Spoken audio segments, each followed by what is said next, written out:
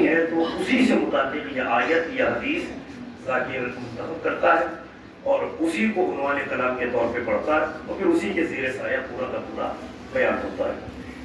لیکن اس شہر کی جو سماعت ہے کہ چاروں طرف ہندوستان بھر میں شہرت ہے آپ لوگوں کی سماعت کی، تو میں یہ تو آپ سے نہیں کہوں گا کہ متوجہ رہیے یا بہت اچھے سے سنیے، کیونکہ اچھے مجمع میں یہ سب کہنا بے وقوفی ہے اور وقت بھی برباد کرنا ہے۔ بس اس حدیث کا ربط جناب علی اکبر سے کیا ہے صرف وہ بتانا چاہتا ہوں، تو انشاءاللہ اگر یہ ربط پہنچ گیا تو 45-50 منٹ کی تقریر ایک طرف اور یہ ربط اپنی جگہ پہ ایک طرف، اور یہ بھی مجھے یقین و بھروسہ ہے کہ جیسے ہی میری بات آپ تک پہنچے گی تو انشاءاللہ یہ تھکن بھی کولاپس کی آپ کے ذہنوں سے ہٹ جائے گی، اور جو میرے اوپر تھکن طاری ہے انشاءاللہ وہ بھی اس جملے کے بعد خود بخود میرے جسم سے برطرف ہو جائے گی۔ حدیث کا ظاہری ترجمہ آپ اچھی طرح سے جانتے ہیں، پیغمبر نے فرمایا انا و علی من نور واحد، میں اور علی ایک ہی نور سے ہیں۔ ٹکڑے نہیں فرمایا، یہ ہماری طرف سے زیادتی ہے کہ ہم جب بھی اس حدیث کا ترجمہ کرتے ہیں تو ہم کہتے ہیں کہ میں اور علی ایک نور کے ٹکڑے ہیں۔ یقین جانیے کہ نور کبھی ٹکڑوں میں بٹتا ہی نہیں ہے۔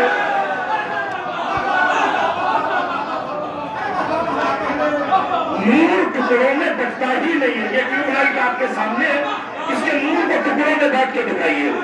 نور بٹتا نہیں ہے، نور پھیلتا ہے۔ نور کائنات میں پھیلتا ہے۔ سورج آپ کے سامنے ابھی بھی نکلا ہوا ہے، نصف النہار پہ موجود ہے، یہ ٹکڑوں میں بٹے گا نہیں، یہ ساری دنیا میں پھیلے گا۔ اور جس کے پسینے کے قطرے میں پیدا ہونے والا نور کائنات سے بانٹا نہ گیا ہو تو جو خود اللہ کے نور سے بنا ہو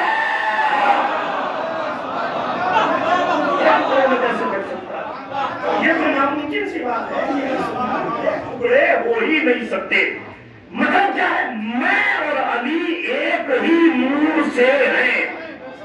یعنی اگر آسان لفظوں میں خطابت کی زبان میں کہوں کہ جیسا وہ نور والا تھا ویسا ہی میں ہوں، ویسا ہی علی ہے۔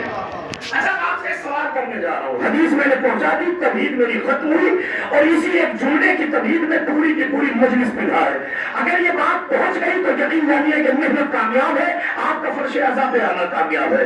میں اور علی ایک ہی نور سے ہیں، میں اور علی ایک ہی نور سے ہیں۔ تو آپ نے دیکھا میں اس لیے بچا تھا کیونکہ میں جانتا تھا کہ میں بیٹھوں گا اور انشاءاللہ اذان شروع ہو جائے گی، تو اذان کو سمجھ لیجئے کہ آج کی مجلس کی تمہید ہے اور اس اذان کو آپ نے پوری توجہ سے سنا ہے۔ انشاءاللہ بھی نماز کو نکلیں گے، مجلس ختم ہو جائے گی، تو اس کو تمہید سمجھیے گا اور یہیں سے تمہید ختم ہوتی ہے۔ اور اپنے حصے کا پہلا جملہ کہنے جا رہا ہوں، جس ذات کے حوالے سے گفتگو ہونا ہے وہ ذات ذات میں محمد ہے، نام میں علی ہے۔ دو علماء کرام بیٹھے، ان کی موجودگی میں ان کے حوالے سے جملہ پہنچانے جا رہا ہوں۔ ذات میں محمد ہے، نام میں علی ہے۔ ذات میں محمد ہے، نام میں علی ہے۔ ذات میں محمد ہے، اگر پڑھا ہوا ایک بھی جملہ دوہراؤ تو آج کے بعد منبر پہ بیٹھوں گا ہی نہیں۔ اگر جملہ نیا نہ ہو، نیا پن نہ لگے تو پھر مولا نے خیرات دی ہی نہیں ہے۔ ذات میں محمد ہے، نام میں علی ہے۔ اکثر اس حوالے سے سوچتا تھا کہ جب ذات محمد ہے تو پھر نام علی کیوں ہے؟ نام بھی محمد ہونا چاہیے تھا۔ اصل میں زمانہ محمد کو الگ سمجھتا رہا، علی کو الگ سمجھتا رہا۔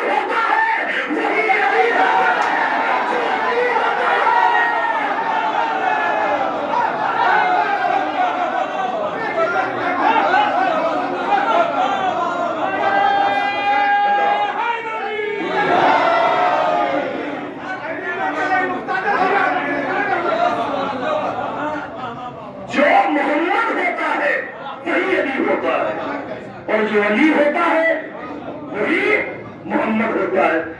اچھا یہ تو اس گھرانے کا کمال ہے۔ ابھی نجم بھائی بیٹھے تھے جب ہم لوگ آئے تو اسی حوالے سے بات ہو رہی تھی، حالانکہ اس وقت میرا ارادہ نہیں ہے نہ میں کہہ رہا ہوں، تو یہ چونکہ انہوں نے یاد دلایا تھا تو ان کی وجہ سے یہ جملہ پڑھ رہا ہوں۔ یہ گھر ہی عجیب ہے، علی کے گھر میں ہر آنے والا علی نہیں ہوا۔ یہ حسین کے گھر کا کمال تھا کہ جو آیا وہ علی بن کے آیا۔ حسین کا بڑا بیٹا علی، حسین کا منجھلا بیٹا علی، حسین کا چھوٹا بیٹا علی۔ اور یہ تو انتہا ہے، ابھی آپ نے اشعار میں بھی سنا ہے کہ جب دربار ابن زیاد میں شہداء کے کٹے ہوئے سر پہنچے اور زنجیروں میں جکڑا ہوا تراب خانی میں جملہ میں پڑھ چکا ہوں، تو اس جملے کو نجف بھائی کی وجہ سے پڑھو چکے انہوں نے ہی مجھے یاد دلایا تھا۔ تو دربار ابن زیاد میں ابن زیاد نے پوچھا یہ نوک نیزہ پہ کس کا سر ہے؟ تو نیزہ بردار نے کہا کہ یہ علی اکبر کا سر ہے۔ تو یہ کس کا بیٹا ہے؟ کہ یہ حسین کا بیٹا ہے۔ اچھا حسین نے اپنے بیٹے کا نام علی رکھا۔ ہاں پھر جناب علی اصغر کے سر کو دیکھا، یہ کس کا سر ہے؟ کہ یہ بھی علی کا سر ہے۔ یہ کس کا بیٹا ہے؟ کہ یہ بھی حسین کا بیٹا ہے۔ تو حسین نے اس بیٹے کا بھی نام علی رکھا، کہا اس کا بھی نام علی ہے۔ اب زنجیروں میں جکڑا ہوا آپ کا بابا کھڑا تھا، کہ یہ کون ہے؟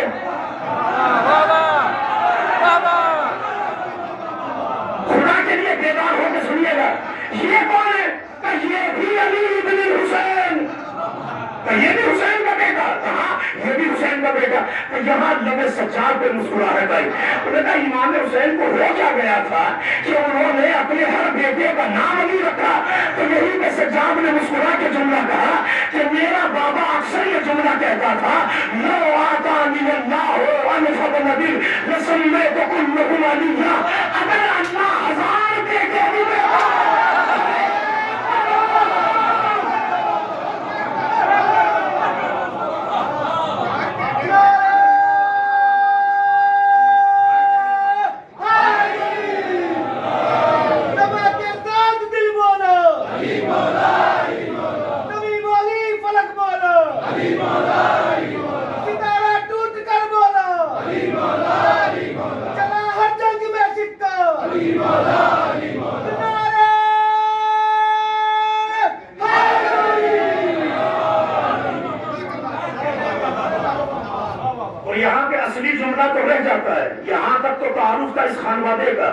مولانا نے فرمایا کہ میرا بابا کہتا تھا کہ اگر اللہ 1000 بیٹے بھی دے گا تو میں ہر بیٹے کا نام اپنے بابا کے نام پہ رکھوں گا۔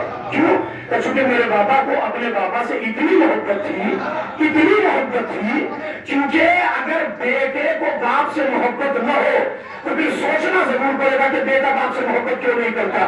تو میرے بابا کو اپنے بابا سے اتنی محبت تھی کہ ہر بیٹے کا نام علی رکھا۔ اور اب یہاں متوجہ ہوئے ابن زیاد کی جانب اور اس کو للکار کے مولانا نے جملہ کہا اگر تجھے پتا ہوتا کہ تیرا باپ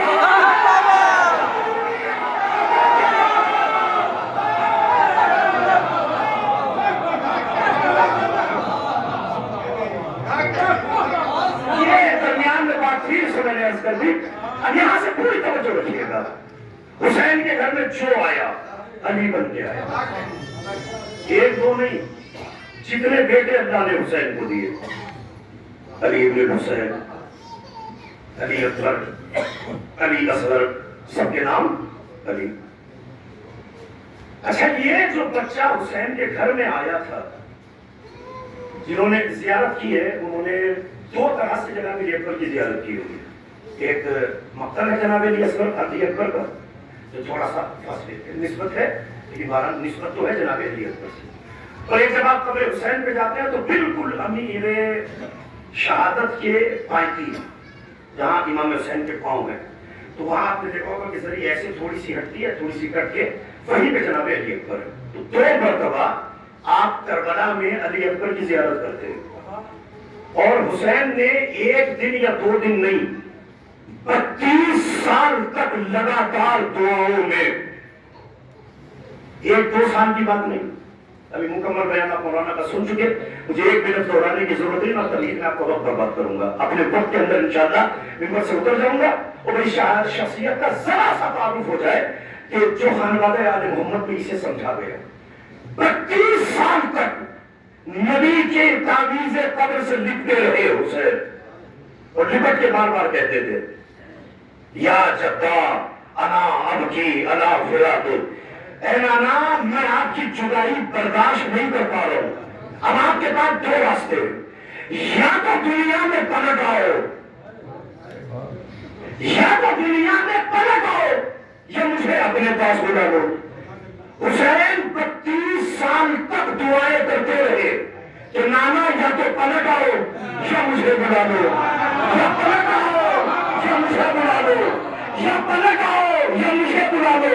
دیکھیے آنسوؤں کا جو سیلاب ہے اسے آنکھوں میں روکے رکھیے آخری مجلس کے لیے، یہ فضائل کی منزل ہے، اسے فضائل کی طرف گزر جانے دیجیے۔ یا تو پلٹ آؤ یا مجھے بلا لو، یا پلٹ آؤ یا مجھے بلا لو۔ آپ شاید حسین کو پہچانے نہیں ہے، یہ وہی حسین نہیں ہے کہ جو کھیل کھیل میں 5 سال کے سن میں اگر اپنی پہ آ جائے تو راہب جیسے کو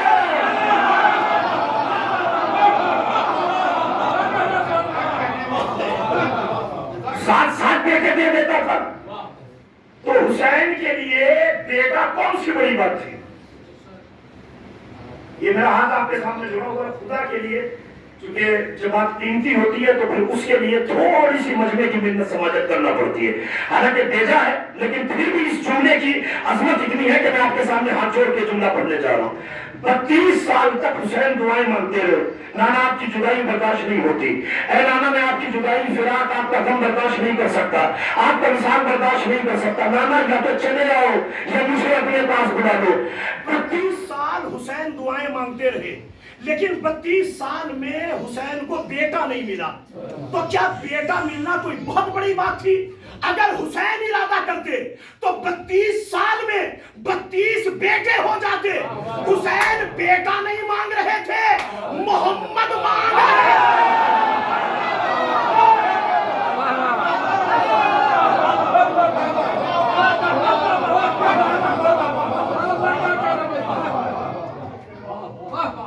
بیٹا کون سی بڑی بات تھی؟ اشارہ کرتے حسین 32 سال 32 بیٹے ہو جاتے۔ حسین نے اللہ سے بیٹا نہیں مانگا، پلٹ آئیے یا مجھے بلا لیجیے۔ حسین مانگ رہے تھے محمد، حسین مانگ رہے تھے محمد۔ حسین کے مانگنے پہ تو دشمنوں تک نے مہر لگائی ہے۔ مروان جیسا دشمن حسین، دشمن آل علی، وہ کہتا کہ ایک دن میں رات کو نکلا تو میں نے دیکھا کہ جنت البقیع سے میرا گزر ہوا تو وہاں دیکھا کہ اپنی ماں کی قبر پہ حسین بیٹھے ہیں اور آسمان کی جانب سر اٹھا کے کہتے ہیں اذا جاء فی الظلام مبتہلا فاجابہ اللہ، کہ اے پروردگار تو نے یہ وعدہ کیا ہے کہ کوئی رات کی تاریکی میں اگر مجھے پکارے گا تو میں اس کی صدا بے آواز دوں گا، وہ مجھے پکارے گا میں پلٹ کے اسے جواب دوں گا۔ کہتا ہے کہ پروردگار تیرا بندہ تجھے پکار رہا ہے۔ مروان ابن حکم جیسا آدمی کہتا ہے کہ حسین کا آخری جملہ ختم نہیں ہوا، اچانک آسمان سے صدا آئی لبیک لبیک لبیک یا عبدی الحسین۔ نہ جملہ شاید ایک ایک آدمی تک پہنچا نہیں، حسین نے اپنے اللہ کو پکارا اذا جاء فی الظلام مبتہلا، کہ کوئی اگر اندھیری رات میں تجھے پکارے فاجابہ اللہ، تیری طرف سے یہ وعدہ قرآن مجید پڑھ لیجیے گا فادعونی استجب لکم، مجھے پکارو میں جواب دوں گا، میں تمہاری بات سنوں گا، تمہاری دعائیں قبول کروں گا۔ تو جو اللہ وعدہ کر چکا آپ سے مجھ سے، تو اگر حسین بول رہا ہوتا کہ اللہ کی طرف سے آواز نہیں آئے گی؟ یہ تو کائنات کا مقدر ہے کہ پکارا دنیا نے ہے، اللہ کسی کی آواز پہ نہیں بولتا، بولا ہی حسین کی آواز پہ۔ حسین نے کہا کہ پروردگار تو نے وعدہ کیا ہے کہ اگر کوئی تاریخ راتوں میں پکارے گا تو میں جواب دوں گا، تیرا بندہ پکار رہا ہے، جواب کیوں نہیں دیتا؟ مروان کہتا ہے کہ ادھر حسین کا جملہ ختم نہیں ہوا، آسمان سے آواز آئی لبیک لبیک لبیک لبیک۔ یہ جملہ آپ کا اتنا جانا پہچانا ہوا ہے، ساری دنیا جب حج کرنے یا عمرہ کرنے جاتی ہے تو جیسے جیسے کعبے کے قریب پہنچتی ہے وہ تلبیہ پڑھتی ہوئی جاتی ہے لبیک اللہم لبیک لبیک لا شریک لک لبیک ان الحمد والنعمۃ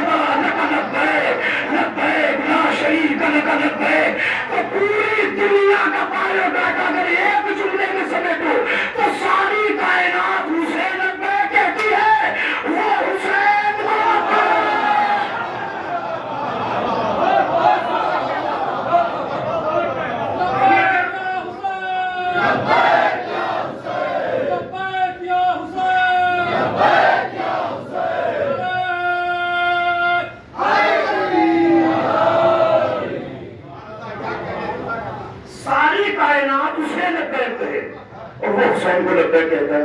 ابھی آپ نے نعرہ سن لیا, بس خطابت کے انداز سے 2 جملے آپ تک پہنچا دوں.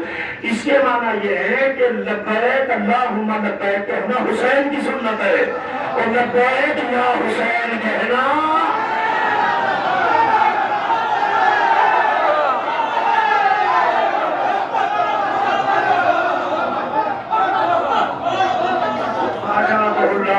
اللہ کی طرف سے آواز آئی, اللہ نے صدا دی.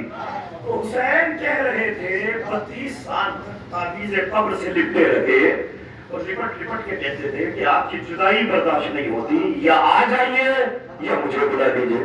اب حسین کو بلانا تو ممکن نہیں, چکے حسین وقت کا تیسرا امام ہے, تو نبی نے واپس آنا بہتر سمجھا. ابھی نظر بھائی کہہ رہے تھے نا, تو میں دیجیے شاعری کی چاشنی میں لپیٹ ہی دیتا ہوں تاکہ شاعری کا لطف آپ کو آ جائے. حالانکہ شعر نہیں, میں بس شاعرانہ انداز سے کہنے چلا ہوں, اور ایک ایک آدمی کا چہرہ دیکھوں گا کہ کس کس چہرے پہ جوانی پھوٹی ہے. تو جیسے ہی حسین نے یہ صدا دی, میرے پروردگار میرے نانا کو واپس بھیج, میرے نانا کو واپس بھیج, بارگاہ قاضی الحاجات میں وہ محمد مصطفیٰ پہنچے, جا کے کہتے ہیں میرے پروردگار اب میں اپنے لال کا تڑپنا نہیں دیکھ سکتا, میرا انتظام کر. تو فوراً آواز قدرت آئی, اے میرے محمد, اے میرے حبیب, اے حبیب الہی, اے محبوب خدا, اے جان کائنات, اے سبب تکمیل عالم, اے میرے رسول, اے میرے محمد, ایک مرتبہ تو بدوؤں کے لیے لباس بشر میں گیا تھا نا, آج ایسا کر پھر سے اکبر کا لباس بدل حسین کے لیے.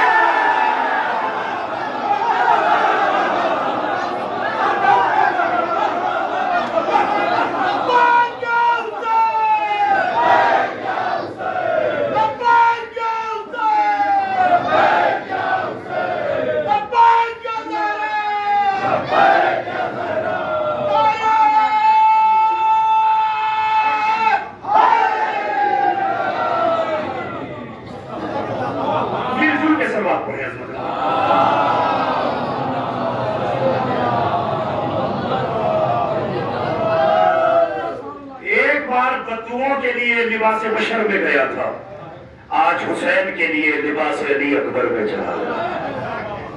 محمد نے دنیا میں قدم رکھا, اب تک کی پوری تقریر ایک طرف, اور اب جو جملہ کہنے جا رہا ہوں وہ جملہ ایک طرف. ساری تقریر بھول جائیے گا, یہ جملہ یاد رکھیے گا. امام حسین کو فاطمہ نے نہیں پالا تھا, محمد نے پالا تھا. بلکہ انتہا یہ ہے, تاریخ میں پڑھیے گا کہ تمام علماء نے لکھا ہے, اور یہ اردو کی کتابوں کی بات نہیں کر رہا ہوں آپ سے, جتنی کتابیں فضائل و کمالات امام حسین میں عربی میں لکھی گئی ہیں, انتہا یہ کہ علامہ مجلسی نے امام حسین کے حوالے سے جو باقاعدہ باب قائم کیا کئی جلدوں میں, اس تک میں علامہ مجلسی الرحمٰن بحر الانوار نے تحریر فرمایا کہ امام حسین نے کبھی بھی شہزادی سے دودھ پیا ہی نہیں, یہ ہمیشہ نبی کے پاس رہتے تھے, اور نبی ایسے اپنا انگوٹھا دیتے تھے حسین کے دہن میں, تو جنت کے دودھ کی نہریں جاری ہو جاتی تھی. یعنی حسین کو جب بھوک لگتی تھی تو گود محمد کی ہوتی تھی. حسین کا جب تک بچپنا تھا حسین آغوش محمد میں رہے. حسین کے پلنے کی جب تک کی عمر تھی کہ جب تک ایک بچہ اپنے مربی کی ضرورت رکھتا ہے, اس عمر تک حسین کو فاطمہ نے نہیں محمد نے پالا.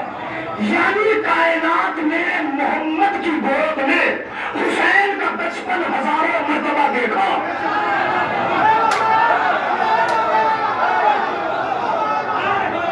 جو ابھی چولہے تک نہیں پہنچا تو میں یہی سمجھوں گا یا تو مجلسوں میں نہیں بیٹھا, یا بیٹھا ہے تو میں پیچھے رہ گیا, بیک بینچر کی طرح سے بیٹھ کے چلا گیا.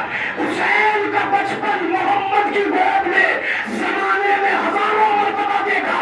حسین قرض کسی کا کبھی نہیں رکھتا. حسین کی گود میں علی اکبر آئے, مدینے والوں کا مقولہ بدل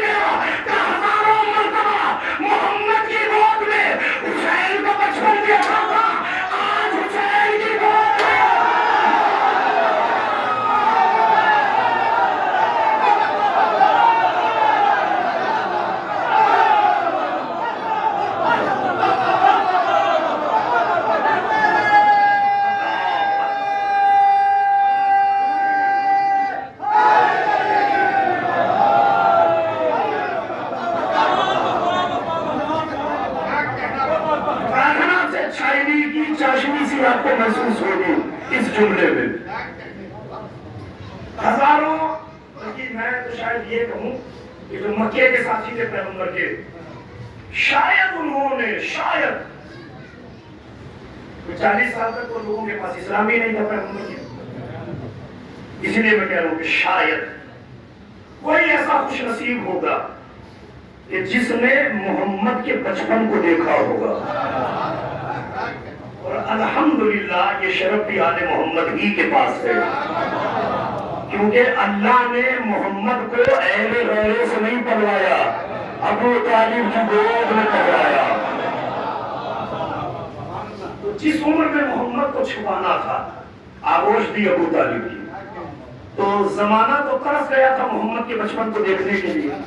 تو اکثر لوگ بھی تو سوچتے ہوں گے کاش محمد کا بچپن دیکھا ہوتا، کاش محمد کا بچپن دیکھا ہوتا، کاش محمد کا بچپن دیکھا ہوتا.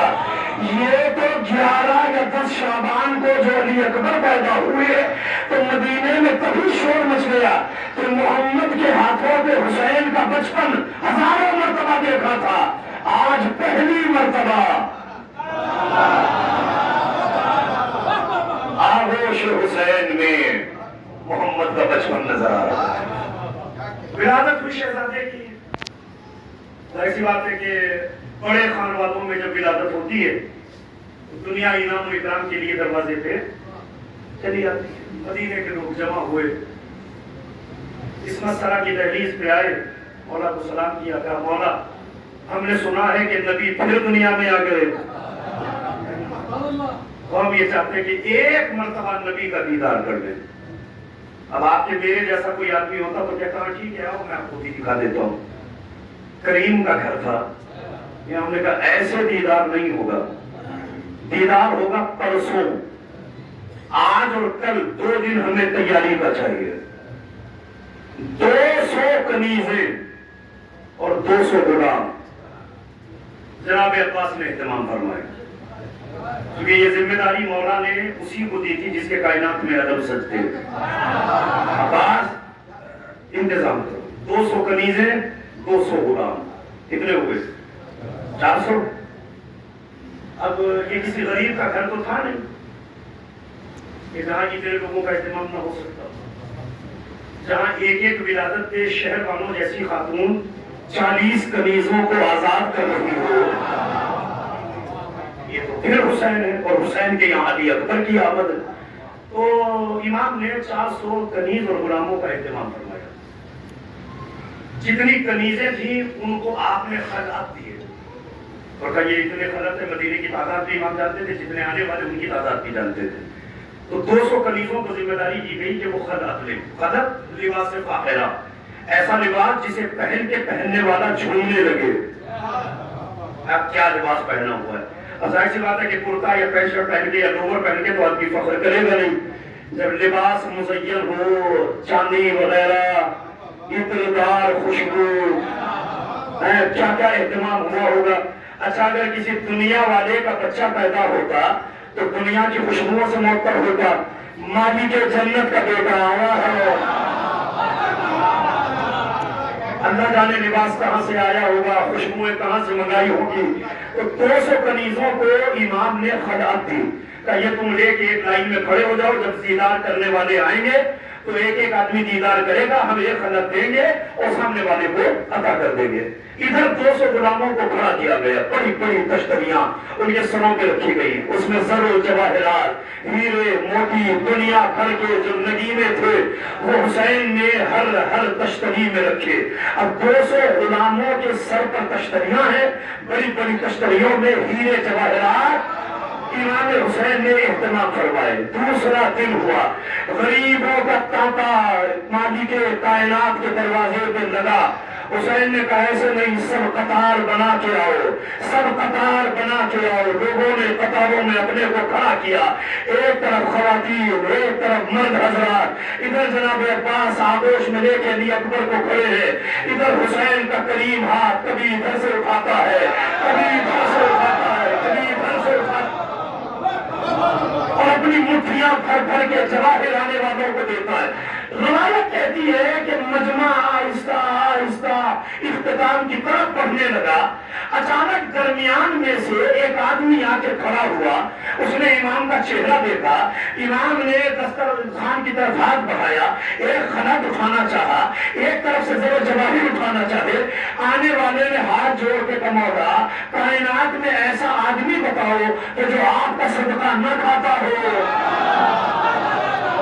مولا یہ تو چاہیے ہی نہیں، کبھی چاہتے کیا ہو؟ تو مولا ادنا سا ارمان ہے، اگر کریم کی طبیعت پہ بار نہ گزرے تو امتی کو ایک لمحے کے لیے محمد عطا کر دیجیے۔ میں نے پڑھ دیا، آپ نے سن لیا، اللہ جانے میں کس رنگ میں تھا، آپ کس رنگ میں تھے۔ کہ پیغمبر کے بیٹے اگر آپ چاہو، اگر کریم کا ارادہ ہو تو غریب یہ چاہتا ہے کہ ایک لمحے کے لیے محمد کو اپنی گود میں لے، محمد کو اپنی گود میں لے، محمد کو اپنی گود میں لے۔ اب یہاں روایت لکھنے والوں نے لکھا کہ یا وہ بدو تھا،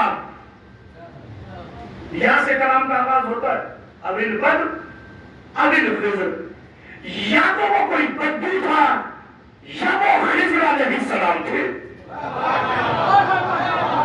اب یہ کسی نے فیصلہ نہیں کیا کہ وہ کون تھا، لیکن اس کے کہے ہوئے جملے بتاتے ہیں کہ وہاں تو بدو کی پہنچ ہو ہی نہیں سکتی جو جملے اس نے بولے۔ تو اس کا سیدھا سا مطلب یہ ہے کہ آنے والا کوئی اور نہیں، جناب خضر تھے۔ بات آپ نے سن لی، میں نے پڑھ دی، جملوں سے آپ کو سمجھ میں آ جائے گا کہ آنے والا خضر ہی تھا۔ مگر پھر بھی میں اپنے بچاؤ کے لیے وہ ایک جملہ کہہ دیتا ہوں، العلم عند اللہ وعند حجتہ، حقیقی علم یا اللہ کے پاس ہے یا اللہ کی حجتوں کے پاس ہے، میرے پاس نہیں۔ مگر کلام کی نہج بتاتی ہے کہ آنے والا خضر تھا۔ امام نے کہا کوئی بڑا مسئلہ نہیں، ابھی ہم تمہیں دیے دیتے ہیں۔ آنے والے نے گود پھیلائی، حسین کی آغوش سے محمد اترے، سامنے والے نے چہرہ دیکھا، چہرہ دیکھتے ہی اس نے 3-4 جملے کہے، اور وہ 3-4 جملے سن لیجیے، بیان تمام ہو جائے گا، کیونکہ یہ اپنے آپ میں 3 یا 4 جملے نہیں، یہ 1-1 گھنٹے کی مجلس ہے اگر اس کی وضاحت کرنے پہ آؤں تو میں ساری وضاحت چھوڑ رہا ہوں، صرف یہ 4 جملے سن لیجیے، انشاءاللہ مسائل کی طرف بڑھ جاؤں گا، چونکہ وقت ہو چکا، آپ کو زیادہ تنگ نہیں کرنا، آپ کو زیادہ پریشان نہیں کرنا۔ جیسے ہی علی اکبر کا چہرہ دیکھا، اب چہرے پہ نظر پڑی، آنے والے نے چند جملے کہے، بسم اللہ الرحمن الرحیم، یا قبلۃ الجمال یا محمد العال محمدی الرسم علوی الوسم۔ یہ ون لائنر، ایک جملے میں بات تمام کر دینا، یہ 4 جملے تو وہ ہے، میں نے پڑھ دیے، شورا موجود ہے، علماء موجود ہے، شاید انہیں بتانے کی یا وضاحت کی ضرورت نہ ہو، لیکن مجمع تک ایک بچے تک مجھے بات پہنچانا ضروری ہے تاکہ ہر آدمی مجلس سے علی اکبر کا تحفہ لے کے جائے۔ علوی الرسم محمدی الوسم علوی الرسم، اور اس کے بعد اب وہ جملہ کہتا ہے، اذ رأت کل ملائکۃ فبدؤوا بک ثم لآدم سجدوا، اذ رأت کا ابن اسرائیل فلیقطع اصابعہ فی اللحد، وَإِذْ رَأَتْكَ أَبُوهُ فَمَحْتَاجُ إِلَىٰ قَمِيصِهِ إِلَى الْعَبَدِ فَكَيْفَ أَقُولُ لِسُورَةٍ سُورَةٌ لَا بَلْ هِيَ سُورَةٌ۔ بھئی یہ جملے سمجھ لیجئے، اگر وقت رہ گیا تو آخری جملہ ہدیہ کر دوں گا، ورنہ بیان اسی پر سمٹ جائے گا، مگر پہلا جملہ اگر وصول ہو گیا آگے کی وضاحت ہوگی، ورنہ بات یہیں پہ تمام کرتا ہوا چلا جاؤں گا۔ یا قبلۃ الجمال، یوسف کو خوبصورت کہا گیا مگر جمال کا قبلہ نہیں کہا گیا۔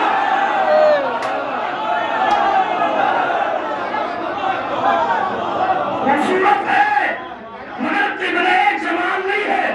علی اکبر ابھی پیدا ہوئے، 2-3 دن کی عمر ہے، اور آنے والا دیکھ کے کیا کہہ رہا ہے، اے خوبصورتی کے قبلے۔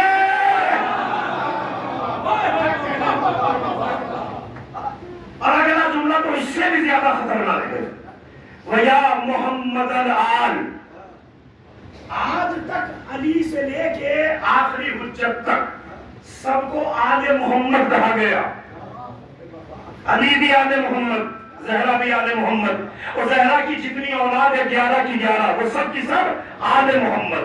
خدا کے لیے جملہ سنبھالیے گا چونکہ بڑی محنت سے آپ کو یہاں تک لایا ہوں۔ وَيَا مُحَمَّدَ الْآلِ، یہ ساری آل محمد ہے، تو آل محمد کا محمد ہے۔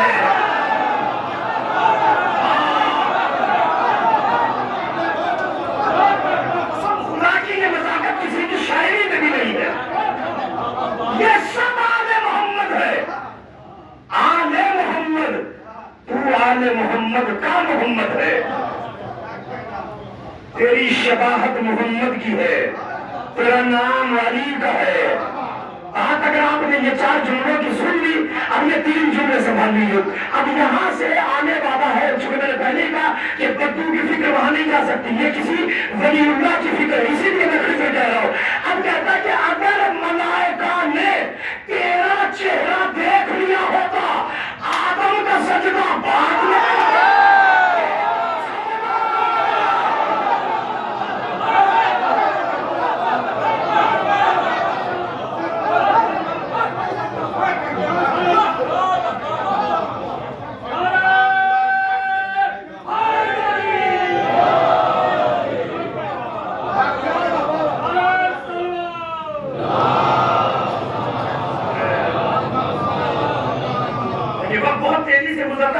یہاں تک مجھے مسئلے پہ آ جانا تھا، لیکن مہاراج جو بھی اتنا وقت میں ذرا سا 1-2 منٹ پڑے گا، اس کے لیے میں پہلے ہی آپ سے معذرت کر رہا ہوں پوری توجہ کے ساتھ۔ کہتے ہیں کہ اگر ملائکہ نے تیرا چہرہ دیکھا ہوتا، فَبَدَعُوا بِكَ ثُمَّ لِآدَمَ سَجَدُوا، تو پہلا سجدہ تجھے کرتے۔ آپ اور میں نہیں، آپ اور ہم گناہگار ہیں، ملائکہ معصوم ہے۔ خضر کہہ رہا ہے اگر تیرا چہرہ دیکھتے تو پہلا سجدہ تجھے کرتے۔ یہی سے مولائیوں نے رواج بنا لیا کہ جب بھی رضا خانوں میں جاؤ چوکھٹ کو چوم کے جاؤ۔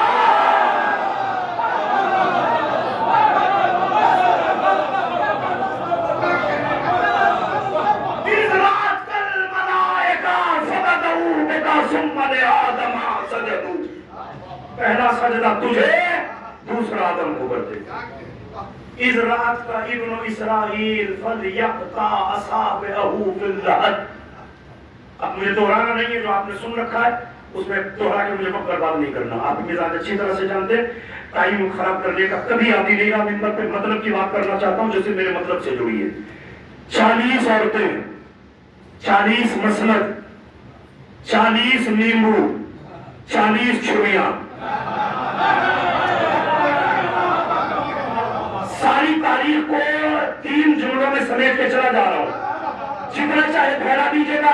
جناب علی اکبر کے حسن کا اندازہ کائنات لگا ہی نہیں سکتی، مگر جناب خضر فرماتے ہیں 40 عورتیں، 40 مسند، 40 نارنگیاں یا 40 نیمبو، 40 چھڑیاں۔ ادھر سے زلیخا کا اشارہ ہوا، یوسف سب کے سامنے سے گزرا، انگلیاں کٹ گئی پتہ نہ چلا، انگلیاں کٹ گئی پتہ نہ چلا، انگلیاں کٹ گئی پتہ نہ چلا۔ کافی عورتوں نے اگر انگلیاں کاٹی تو کوئی تعجب کی بات نہیں ہے، لیکن جناب خضر فرماتے اگر تم یوسف کے سامنے سے گزر جاؤ تو یوسف انگلیاں کاٹ لے۔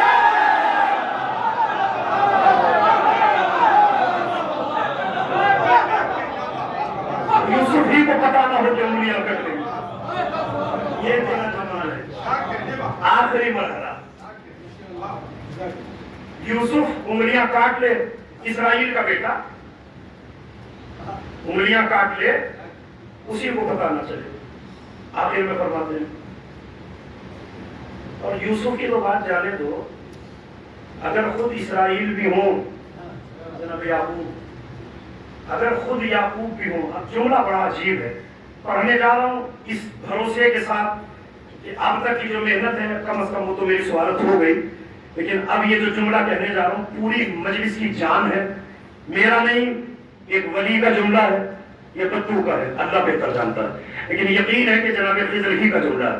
اب آپ آگے فرماتے ہیں اِذْ رَأَکَ أَبُوهُ، خالی یوسف نہیں، اگر یوسف کا باپ یعقوب بھی تیرا چہرہ ایک مرتبہ دیکھ لے تو قمیض کو آنکھوں سے لگانے کی ضرورت ہی نہ پڑے.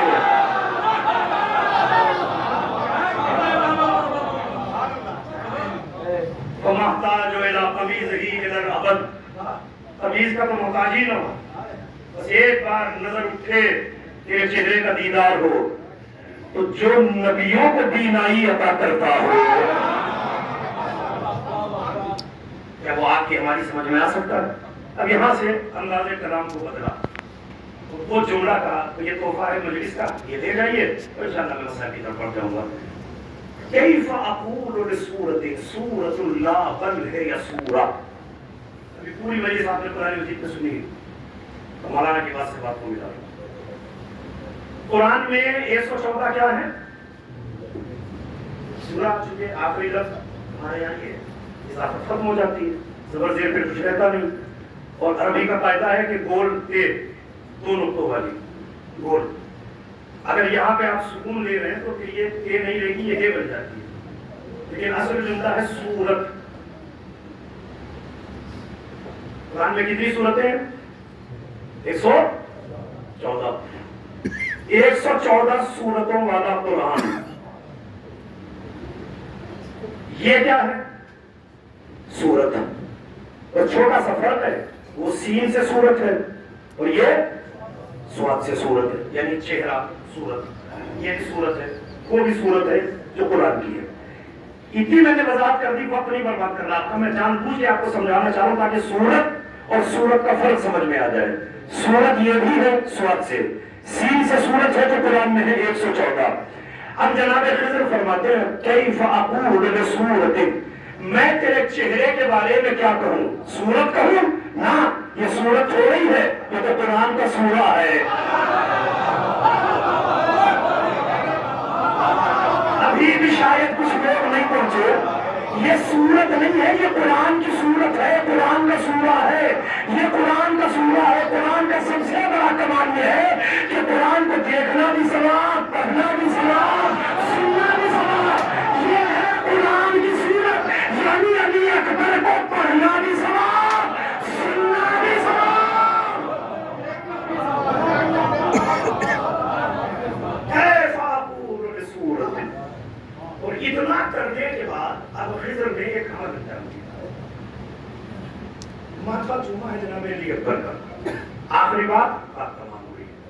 ماتھا چوما, اور ماتھا چوم کے فخریہ جملہ کا انی اريد ان افتخر ابلت صورته وانی افتخر على الدارين. میں نے آج علی اکبر کا چہرہ چوما ہے. جسے مجلس کی ابتدا یاد ہے اسے آخری جملے کا لطف آئے گا, تاکہ شاید میرا چہرہ دیکھتے رہ جائے, جملے کی خبر بھی نہ ہونے پائے کہ جملہ میں نے کہا کیا. جناب خضر فرماتے ہیں کہ میں نے علی اکبر کا چہرہ چوما ہے. اب میں آسمان و زمین کے درمیان کھڑے ہو کر فخریہ اعلان کر سکتا ہوں کہ میں کائنات کا وہ اکلوتا خوش نصیب ہوں کہ جس نے محمد کے جانے کے بعد محمد کو چوما بھی ہے.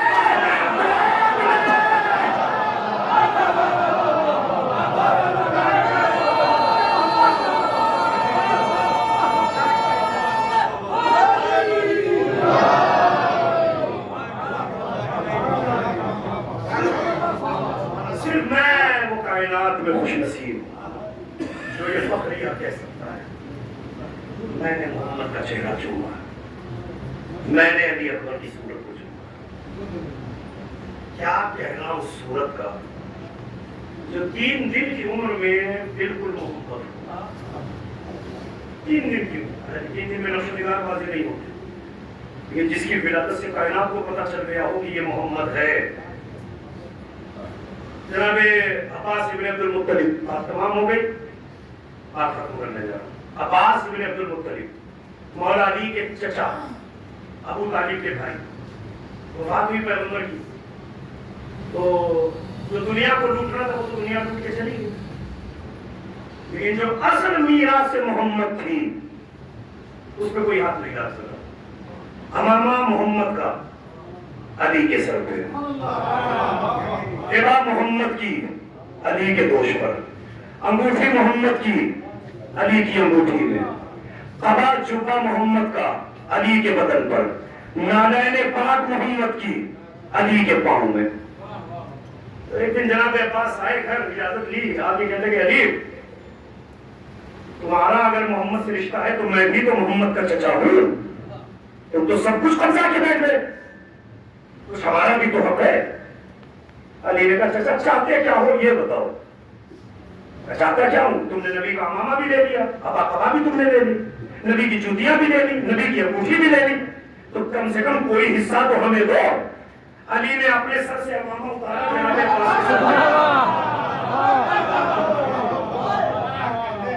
گوشت سے ابا قبا اتاری، کرو چچا پہنو، پہنائی، انگوٹھی اتاری، انگلی میں ڈالی۔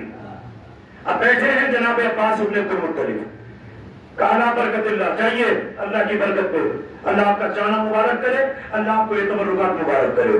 اب جناب عباس نے پوری بدن کا دم لگا لیا، بدن کو جنبش نہ دے سکے۔ خدا کے لیے محسوس کیجئے کہ جہاں کو لے کے آیا، پورا دم لگا لیا، جنبش نہ دے سکے۔ کہتے ہیں قد حملتنی جبالا عظیما، علی ایسا لگتا کہ تم نے کوئی پہاڑ میرے سر پہ رکھ دیا، ایک کام کرو یہ امامہ میرے سر سے ہٹا دو۔ علی نے امامہ اتارا، اپنے سر پہ رکھا، کہ چلیے اب اٹھیے دکھائیے۔ کہا علی ابھی اٹھا نہیں جا رہا، اٹھنا بڑی بات، ہلا نہیں جا رہا۔ کعبہ کو اتاریے، اب اتاری، کہا اٹھ کے دکھاؤ، اب نہ اٹھا گیا۔ جبہ اتارا، اب اٹھ کے دکھاؤ، اب نہ اٹھا گیا۔ کہا چچا اب تو کوئی وزن تمہارے اوپر نہیں ہے، انگلی میں خالی انگوٹھی ہے محمد کی، اب تو اٹھ جاؤ، مگر جب تک انگوٹھی انگلی میں نہیں، عباس سے جنبش نہ ہو سکی۔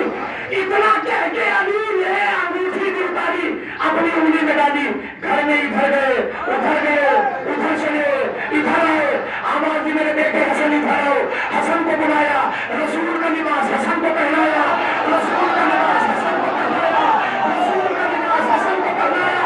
حسن سے کہا میرے لال چل کے دکھا، حسن نے گھر میں گھوم کے دکھایا، اے نائل بنیت حسین، کہاں ہے لال حسین؟ حسین کو لباس پہنایا۔ اب توجہ کیجیے گا، اتنے سے ہے حسنین، رسول سے ماشاءاللہ، تو اتنے لمبے انسان کا لباس بچوں کے بدن پہ فٹ کیسے آیا؟ اس کے معنی یہ ہے کہ معصوم کا لباس بازاروں میں نہیں سلتا۔ اور یہاں علی نے ایک جملہ کہا ہے، یہ سب کر دیا، اب جناب عباس کی آنکھوں میں آنکھیں ڈالی۔ آپ کے یہاں بھی میراث بچتی ہوگی، آپ کے یہاں بھی قبضہ ہوتا ہوگا، دنیا بھر میں ایسی کوئی جگہ نہیں ہے کہ جہاں کسی نے قبضہ نہ کر لیا ہو یا جہاں میراث نہ بٹی ہو، بھلے بہنوں کو نہ دی گئی ہو لیکن بھائیوں نے آپس میں تو میراثیں بانٹی ہے۔ روایت کہتی ہے کہ جب عباس سے کچھ نہ ہوا، اپنے دونوں بچوں کو لباس رسول پہنایا، بچوں نے آنگن میں چل کے دکھا دیا۔ اب علی نے سینے پہ ہاتھ مار کے اپنے چچا سے ایک جملہ کا، چچا یہ قبضہ نہیں ہے، میراث ہے، میراث۔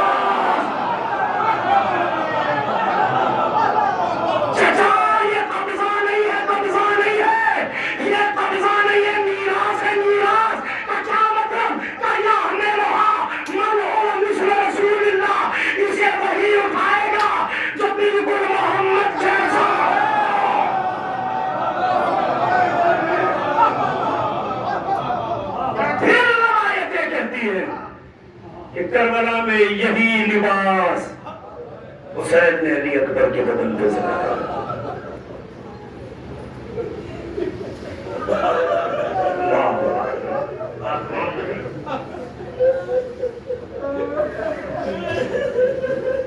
سمجھ گیا پڑھنے کا ارادہ تھا نہیں، سب چھوڑتے یہاں تک 18 برس کا یہ جوان میدان میں پہنچا۔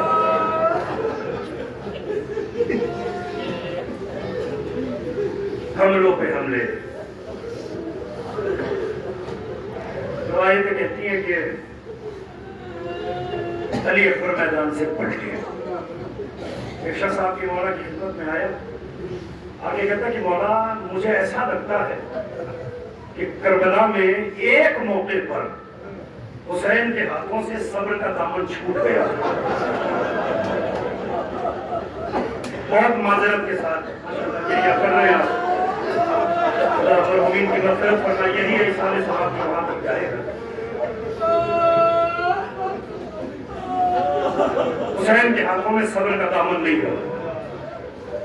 ایک موقع آپ کا چھٹا امام ایسے کیے کرنا نہیں بیٹھا. ایک کو چھوڑا کھڑے ہوئے. کہاں محسوس ہوا تجھے؟ کہتا مولا جب علی اکبر میدان میں گئے حسین کسی کے پیچھے پیچھے نہیں تھا. جب جوان بیٹا گھر سے نکلا ہے حسین پیچھے پیچھے تمام زمین پہ ٹکا. کبھی حج پہ گیا ہے؟ جی مولا. قربانی کی ہے؟ جی مولا. قربانی کا اصول شریعت میں کیا ہے؟ قربانی کا جانور آگے آگے چلتا ہے, قربانی دینے والا پیچھے پیچھے چلتا ہے. تو امام نے وہ کے فرمایا کہ کربلا میں حسین علی اکبر کی قربانی تھے. اکبر آگے آگے چل رہے تھے, میرا جب پیچھے پیچھے چل رہا تھا اور طرف کے بار بار کہتا تھا اے میرے یار جب تک سامنے رہے